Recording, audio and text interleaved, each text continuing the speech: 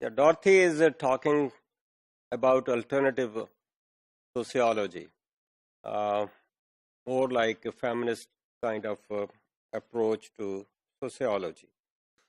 So, the type of sociology Smith advocates begins with the actual lived experiences of the subjects. The subjects could be women, subjects could be laborers, and when she talks about subjects, she is referring to those individuals who are in subordinate position.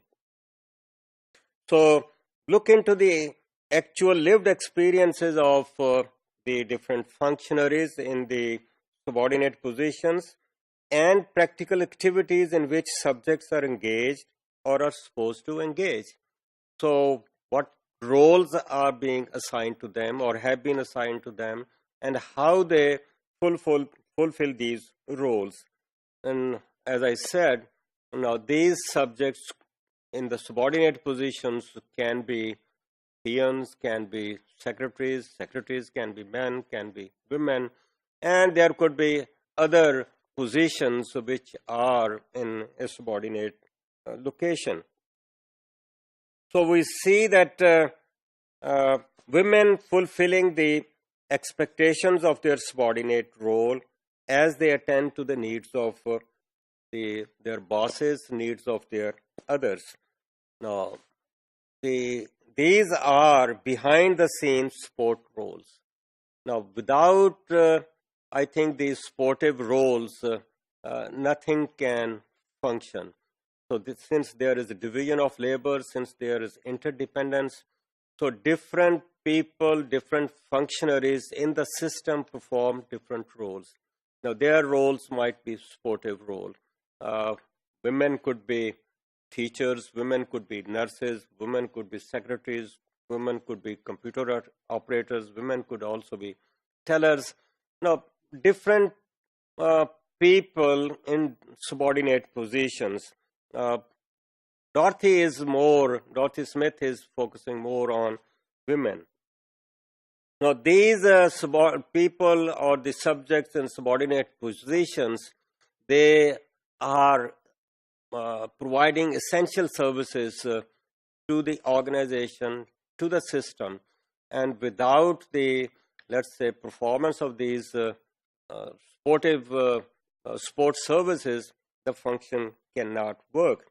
So their roles are essential for the maintenance of institutional structure. So what she is saying is that the sociologists should give attention or importance to the lived experiences of these individuals who are in supportive positions. So give explicit attention to such people's lived experiences, and her focus is on women's experiences rather than everybody who is in a supportive position. So this will help sociologists to better understand the everyday social pressures resulting from the impersonal and external relations of ruling that confront women in everyday life. And from outside, it might be different.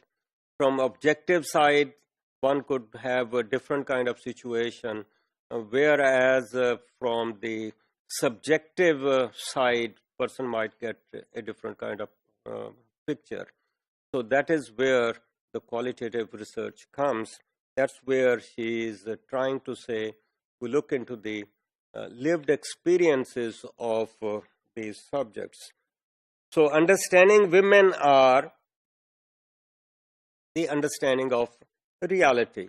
And the reality is that these women are in supportive positions, in support, let's say, situations. So they have those jobs. So they are subordinated as women, and they are placed as subordinates in the organizational, let's say, hierarchy, the place of work. So how they are ruled, how do they obey the rules and regulations. So ruling relations as experienced by women at the micro level have to be looked at. And this is perhaps ignored earlier. And for looking into the, let's say, lived experiences of women, the objective approach may not be as useful as the subjective approach has to be followed. So therefore, she is suggesting the alternative of using subjective approach for the study of living experiences, which should be incorporated in the sociological theory.